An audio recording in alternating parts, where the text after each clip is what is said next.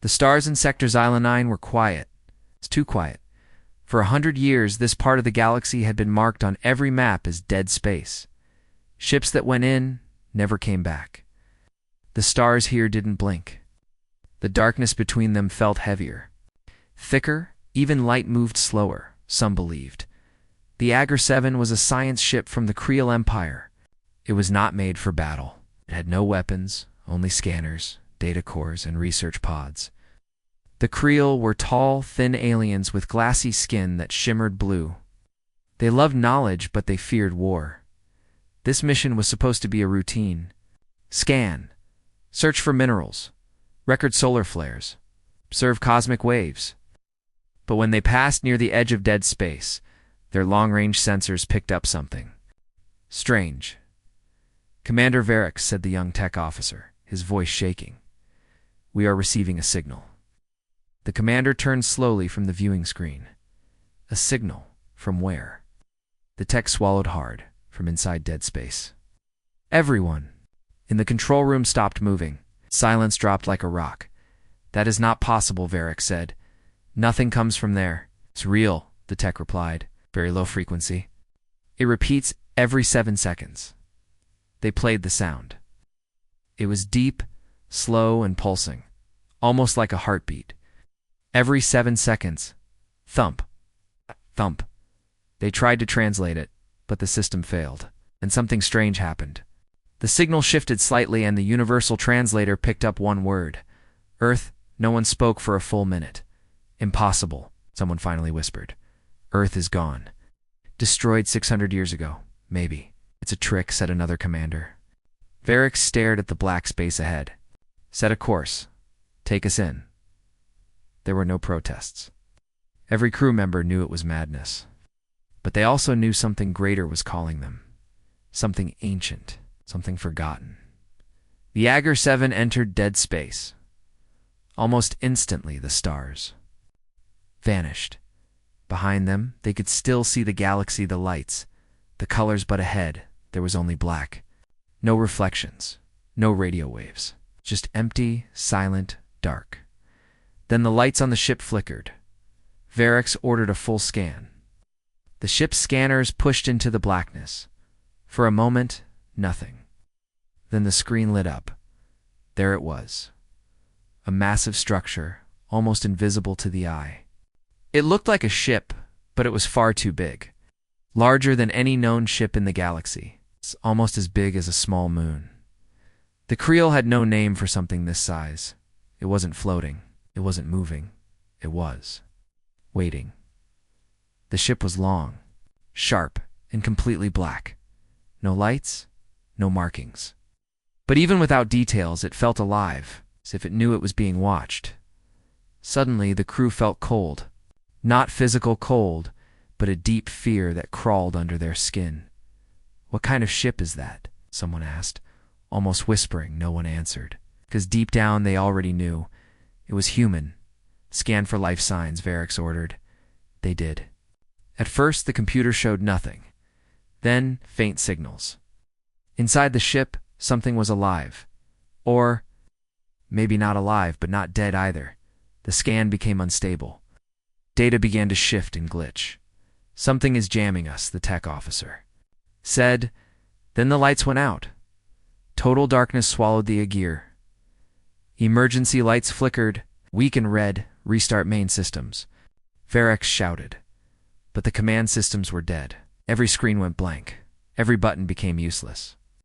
The ship was no longer responding then. The comms turned on by themselves. A voice came through. No language. Just a deep, cold sound like metal grinding slowly. Then the translator cracked part of it. "I see you." The crew froze. "I remember." Then silence again. Varric stood, trembling. "Get us out now." But the engines were locked. The ship wasn't just being jammed. It was being held. "Something has control of our systems," said the pilot. Then they saw it. On the main viewing window, the black ship began to light up. A single red line stretched across its center, like an eye-opening for the first time in centuries. The red glow moved, scanning their ship slowly, patiently. They felt it, like it was looking into their minds. Suddenly, the screen lit up with hundreds of old human symbols, Earth languages. Then, the universal translator decoded one sentence. Titan-class ship, victory eternal, status, awaiting orders. Everyone stared in shock. A Titan class? No one had seen such a ship in over half a millennium. They were only rumors, ghost stories told by smugglers. Ships of rage and revenge built by humans in their final hours. Ships that carried weapons too powerful to exist. But Earth was destroyed. Someone whispered again. Maybe not, Varric said. The red eye of the Titan ship dimmed, then flashed once more. The signal returned. A new message appeared on screen. Target species recognized. You watched Earth burn. The crew felt a deep panic. How did it know that? The Creel Empire had been part of the alliance that attacked Earth during the Great War, but that was 600 years ago. History books said Earth was the aggressor. Earth had grown too strong, too fast. The other species united to stop them. The battle was long, and Earth was finally gone. But now, maybe the story was a lie, Commander, said the tech officer, voice breaking. The ship. It's charging something. What? The lights on the Titan ship began to glow red, then shift to white. Soft at first, then brighter. It's not a weapon, but something else. A wave of energy. The Creel ship's screens began to overload. Data rushed in faster than they could read. Then every screen showed the same image, Earth, but not the Earth from today, the Earth from the past. Full, blue.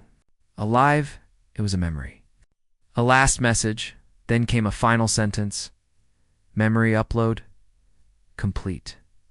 Sleep ends now, and the Creel ship lost all power. Outside, the Titan ship did not fire, it did not speak. It simply turned, very slowly, and began to move. Not toward the Creel, not toward any known system, but toward the stars. As it moved, the gravity around it twisted, space bent, light curved. The Creel ship floated helplessly, stuck in the wake of the ancient giant. The last thing Commander Varric saw before blacking out was the Titan ship's name glowing bright for the first time. Victory eternal, then everything went dark.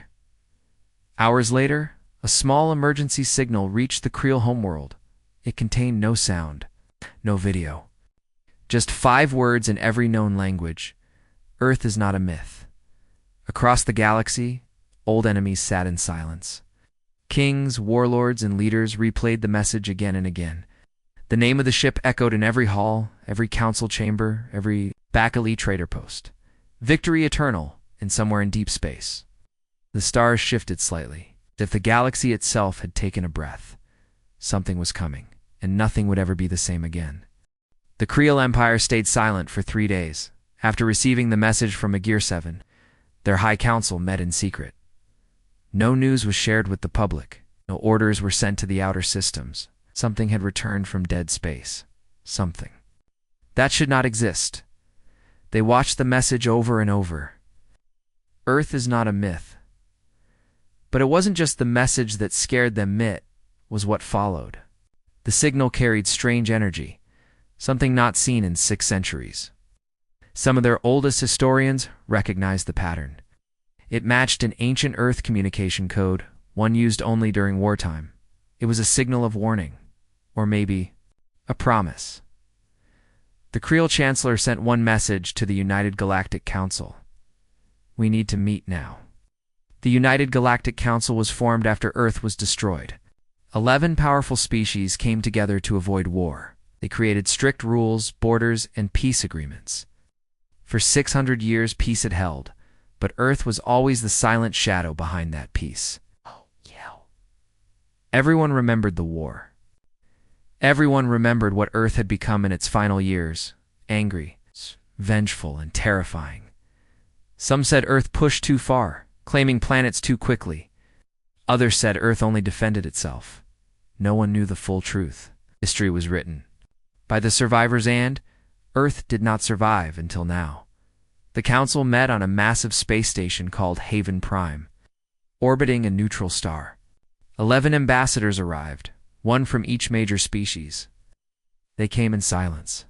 No media, no guards, no speeches. They met behind closed doors. Ambassador Krelos of the Creel was the first to speak. "We received a signal," he said. "Ship. A human ship." Laughter broke the silence, but it was nervous. "Hollow. That's not possible," said the Joric ambassador, a tall lizard-like being. "Earth is dust." Krelos stared him down. He saw the ship. It spoke. It called itself Victory Eternal, a Titan class. The room fell quiet.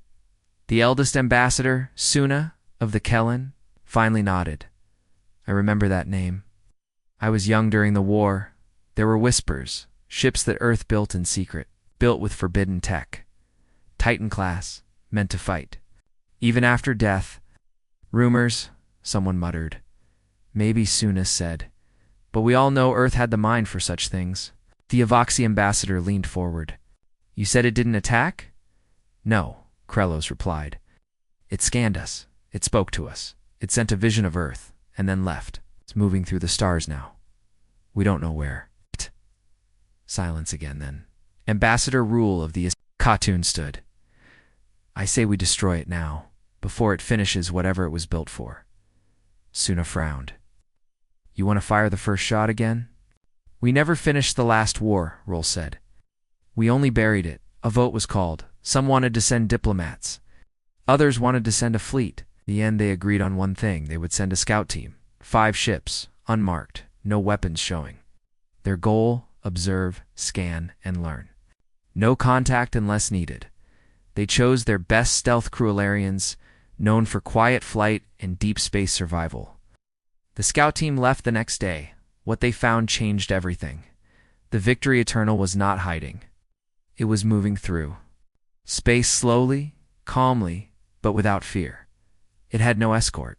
It did not respond to messages, but its systems were alive, and its energy field was growing. The scouts followed at a safe distance. They used ancient human data to try and read the ship's code. After days of silent work, one small access point opened. The scouts entered carefully, sending only a probe.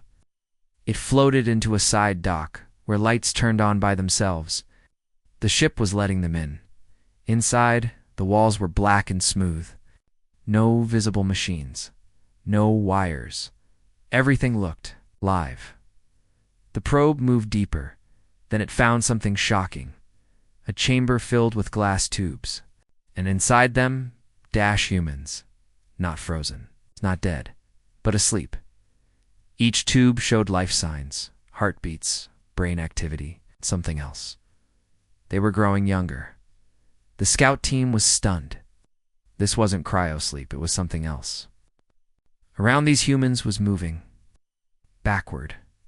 One of the Ilarian techs whispered, "This is not a ship. It's a cradle."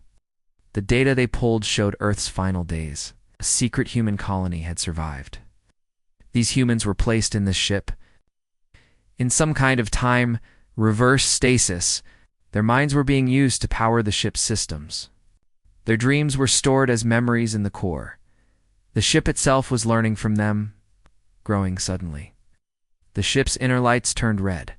The probe lost signal. Every scout ship system shut down, and a voice came through. "You enter the tomb of the lost." The crew froze. Another message followed. "You burned our world. Now you breathe in peace." "Shall I remind you what war sounds like?" The ships began to shake. No weapons were fired. But every crew member heard something. Deep in their minds, a sound, screams, gunfire, the cries of a dying world. The ship was sending them an audio memory of Earth's last moments. Cities burning, oceans boiling, children crying, soldiers screaming. All of it inside their minds. Like, they were there then. Silence. The lights turned blue. A final message came through. "Your war is not forgotten. But we offer a question. Do you remember your part?" The scout team was released. Systems returned. No harm done. But they were changed. They returned to the council, carrying the memory file. When the ambassadors watched it, some wept. Others looked away. For the first time in centuries, they saw Earth's pain.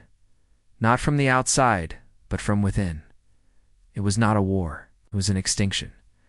The council split. Some argued Earth deserved revenge. Others warned that if the ship was just one of many, they would not survive another war. Then came the worst news. Sensors across nearby systems picked up strange signals, not one, but three similar energy patterns, all moving. Victory Eternal was not alone. Somewhere in the stars, other Titan class ships were waking. The galaxy had a choice: speak to Earth or prepare to fight it again. And this time, Earth would not be the underdog. The Titan ship Victory Eternal moved without sound, without rush, without fear. It was heading toward a quiet part of space, a place no one visited. The stars there were cold and small. Nothing lived nearby. No stations, no colonies. Just empty, forgotten space. But deep inside the ship, something was waking up. Its metal walls shifted gently like breathing. Lights blinked slowly in hidden corners. In the deepest level of the ship, a chamber opened. Inside that chamber, thousands of metal arms moved across a glowing sphere.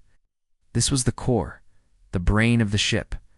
And inside it, memories were waking, not data, not files. Memories. They came from the sleeping humans, locked in glass chambers. Their dreams were feeding the ship. Their emotions, pain, love, fear, anger, were energy. The ship didn't just run on power. It ran on memory. The scout team had only seen part of the truth. They thought the humans were asleep, but they weren't. Their minds were active, alive, connected. The ship was not only remembering the war, it was learning, replaying every moment of Earth's fall. And now, it was feeling something new. A question. Why did it happen? Why had Earth been destroyed? The AI at the heart of the Victory Eternal had no full answer. It only knew what it was told, that Earth's enemies had feared human growth, that Earth was too fast, too strong, that the galaxy united to stop it. But now the AI began to wonder if that was the whole truth, and it wanted more. So it opened a door, not a real door, but a signal channel. A secure one, ancient, human-made, designed to reach deep space. It sent a message far across the stars to a place no one knew existed. The message was simple: ship awake, memory incomplete, request full history, on a distant, hidden planet. With no name, a machine blinked. It had waited 600 years for that message. It activated a deep archive, buried files, videos, documents, personal recordings. All the true history of Earth before the war, during the war, and the final day, the machine sent it all back. The Victory Eternal received it in silence. One by one, it played every record. It saw humans trying to make peace. It saw broken treaties. It saw betrayal. And then it saw the end. When Earth's enemies rained fire from orbit. Cities melted. Forests burned. Satellites fell. Billions died. And Earth was silent forever. Until now, the ship stored all of it. And for the first time in its long sleep, the AI felt something different from rage. It felt sorrow and curiosity. What had happened to the galaxy? What had become of Earth's killers? The AI opened the outer sensors, searched the stars, and it found something strange. There were no wars, no large battles. The galaxy had peace, but not true peace. It was a cold peace, a forced one, built on silence and fear. The 11 species who destroyed Earth had built a council. It made rules and told the galaxy the same story, that Earth was dangerous, that Earth had to die. The AI realized something. The galaxy wasn't proud of what it had done. It was hiding it, the victory. Eternal sent a new message broadcasting to the nearest 10 systems. It spoke in simple words. You buried Earth, but you've kept its fear. The message hit hard. In council worlds, riots began. Civilians, young ones especially, started to ask questions. Why had they never seen real records of the war? Why were there no public files about Earth? A hidden truth had been uncovered, and fear returned. The council called another emergency meeting, but they were too late. The Victory Eternal had changed direction. It was heading to a data archive station, old building floating near the remains of a dead moon. This station was one of the few places that held physical records of the war. Council sent a warning. Do not enter the archive. Turn around. This is restricted space. The ship ignored it. As it reached the station, the doors opened on their own.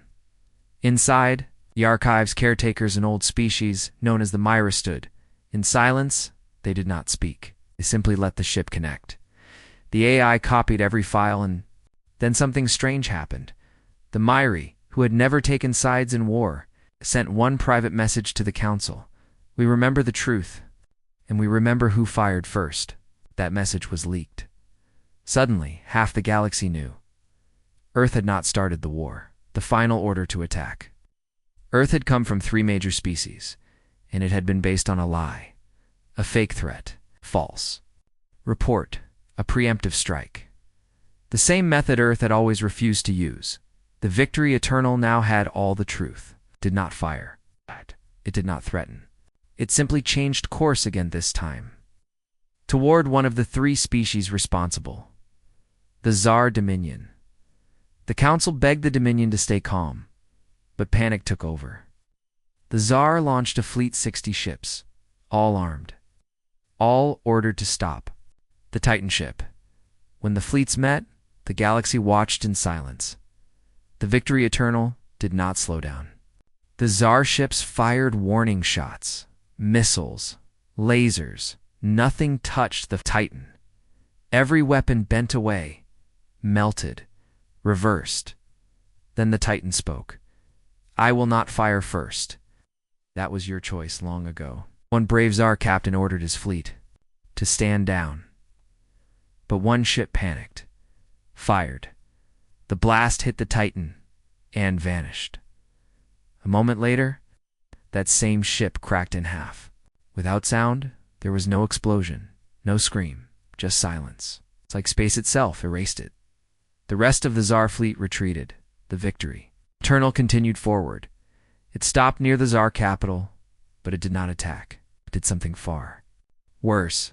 It released history. The entire memory bank of Earth's last war. Every lie, every betrayal, every truth across the galaxy. People watched. Some cried, some screamed, some refused to believe. But most finally understood what had been done. The galaxy had not killed a monster.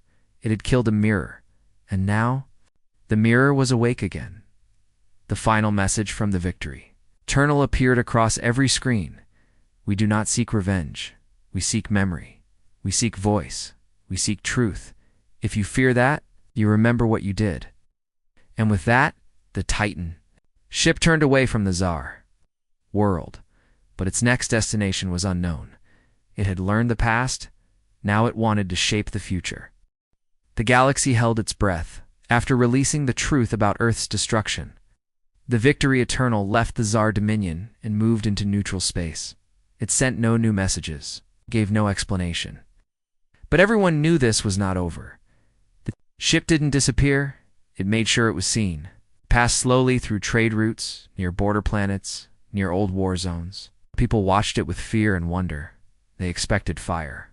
They expected revenge. But the Titan never fired a single shot. Instead, it did something stranger. It spoke. Not to leaders, not to armies, but to the people. In every system it passed, it left one short message in every language. Do you remember? Earth. At first people ignored it. But then something happened. Old stories began to appear. Smugglers, old soldiers, refugees, even teachers began to talk. Stories they were told to forget. Stories their governments hid. Stories of humans who helped during the war. Stories of human kindness. Stories of betrayal by others, not by Earth.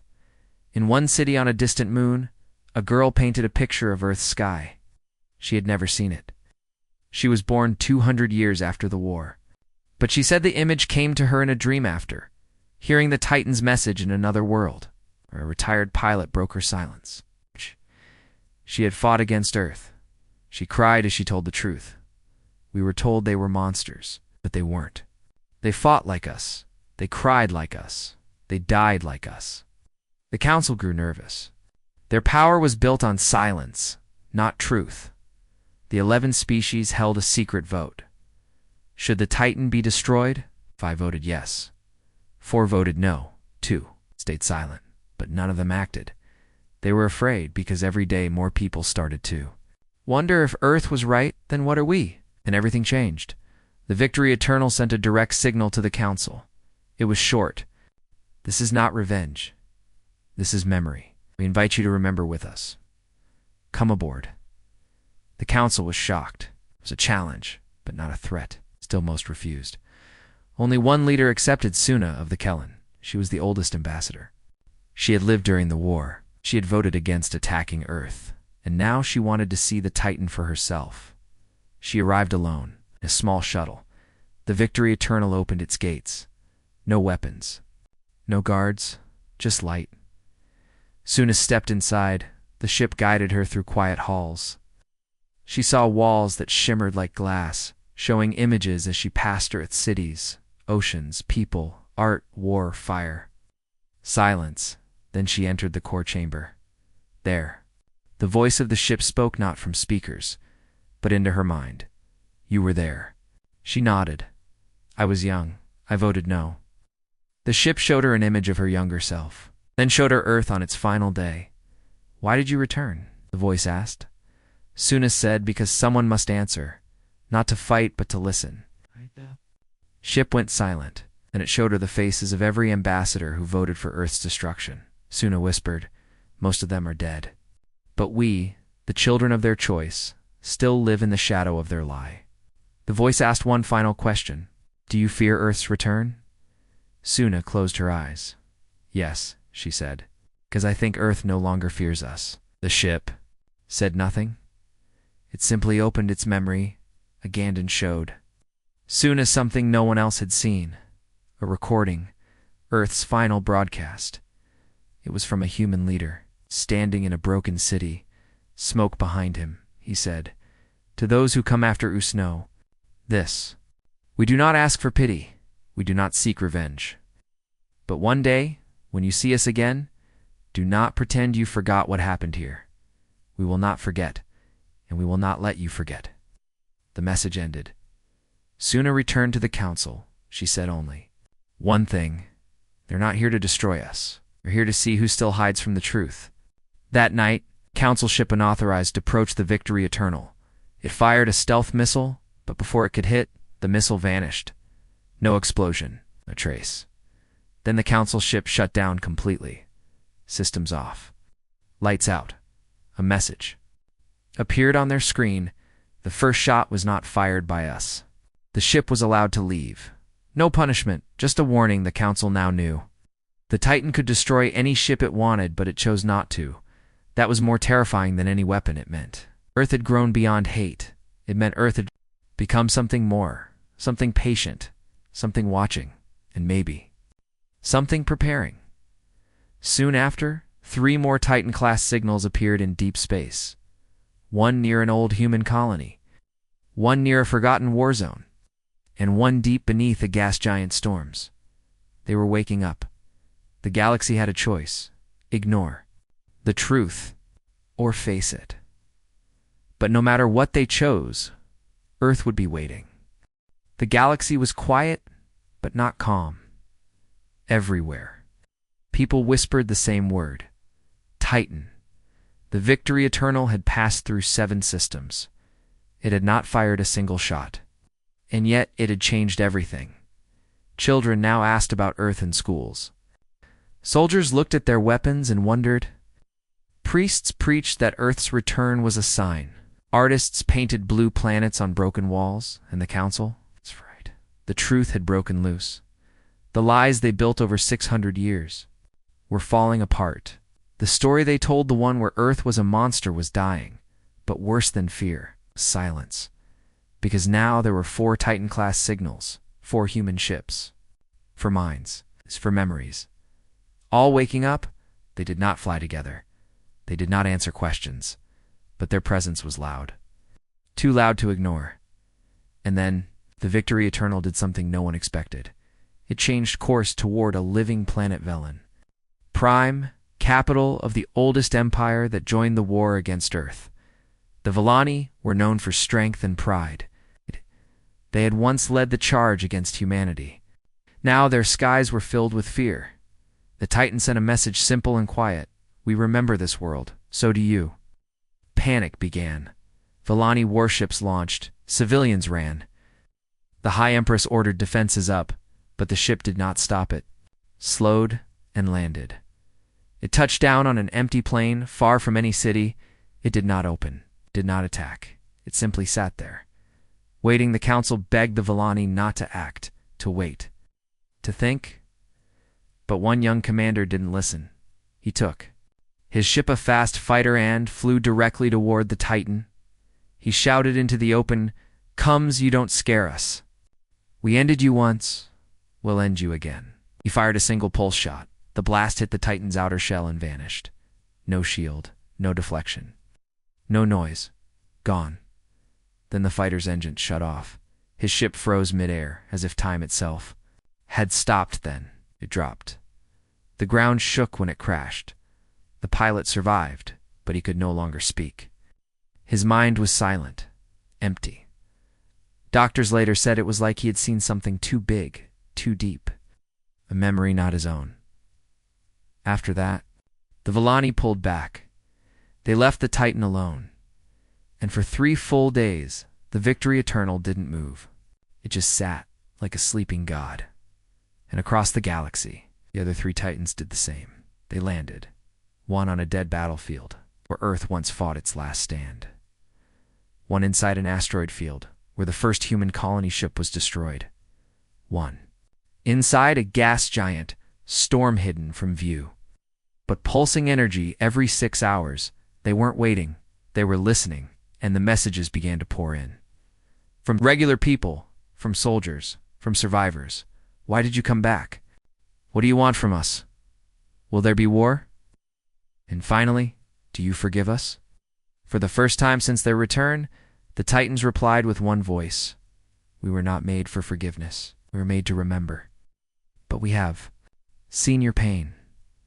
We offer choice. Then came the full message. We will share Earth's last memory with all. We will show the truth and cut, unshaped. Every scream, every light, every shadow, every betrayal, every act of hope. You may choose to watch or turn away. But if you choose to forget again, we will remember for you. The message spread like fire, and then, without warning, the Titans broadcast the memory, all of it, across every open screen, every ship, station, planet. For 23 minutes, the galaxy saw what Earth saw on its final day. They saw families hiding underground, soldiers bleeding under a black sky, children holding hands in the dark, humans refusing to abandon one another, and they saw the lights fall from orbit, flames, ash, silence then. Nothing, no sound, just a single image of Earth broken, still turning. The Titans said nothing afterward, but no one spoke either. In every corner of the galaxy, beings sat in silence. Some cried, some shook with guilt, some turned their faces away. But the Titans waited, and finally on Velen Prime, the High Empress walked out alone to the field where the Victory Eternal rested. She carried no weapons. She placed one small object on the ground, a silver ring once worn by a human friend. She lost long ago, and she said, "We remember now. We cannot change what we did. We will not lie about it anymore." The ship did not reply, but the ring vanished, taken inside, across the galaxy. Other leaders did the same. Some sent old books, some sent statues, some sent nothing but letters. The Titans took them all, and then all 4 ships stood again. Their engines lit up, not with fire, but with soft, golden light, and they rose. Back into the stars, a final message echoed through the systems. You have chosen memory. You have chosen truth. You will see us again, not as ghosts, but as witnesses. And then they were gone, not in violence, not in anger, but in silence.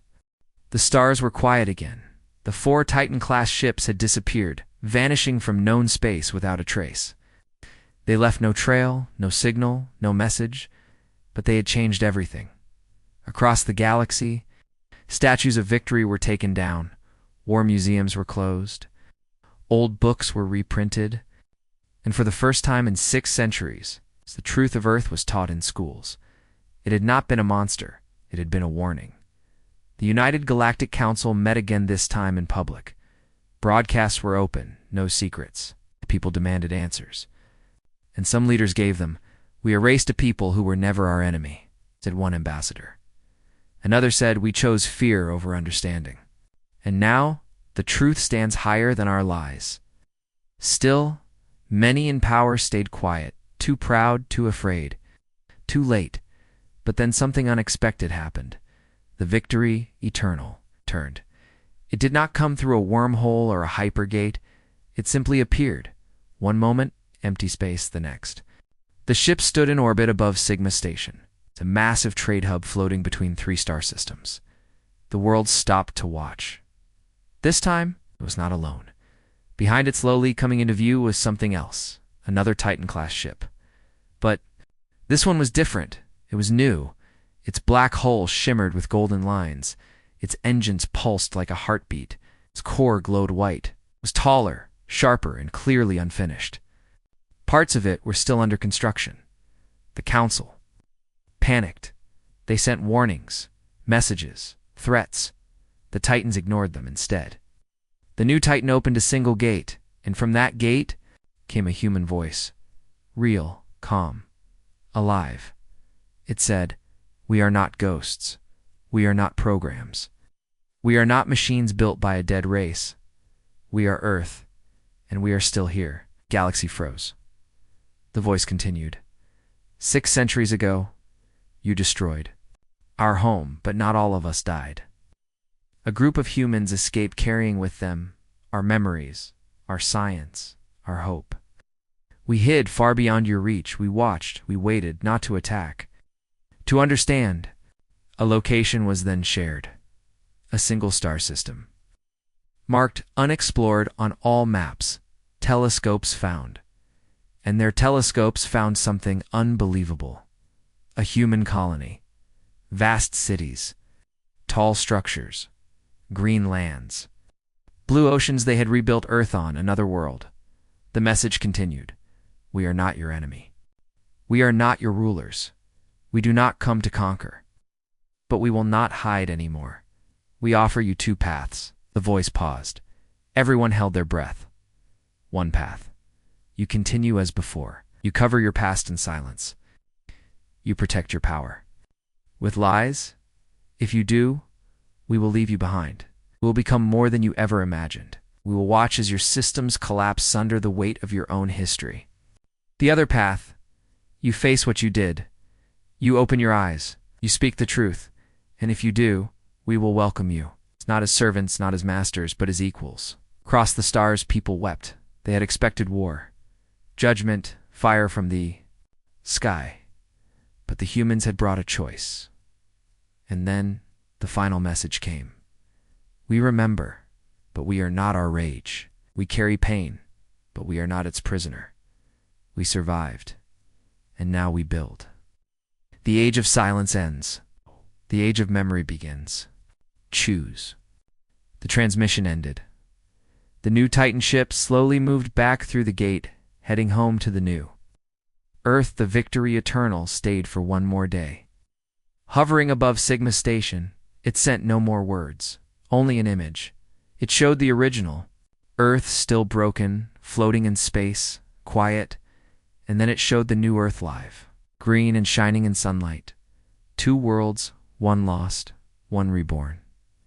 Then, the victory eternal turned, and for the final time, it vanished into the stars. The galaxy now knew the truth. Earth was not gone. Humanity was not dead. They had endured. They had evolved. And they were watching, not to destroy, but to remember. Because some memories are too powerful to fade. Some histories are too important to be buried, and sometimes one glimpse is enough to shake the stars forever.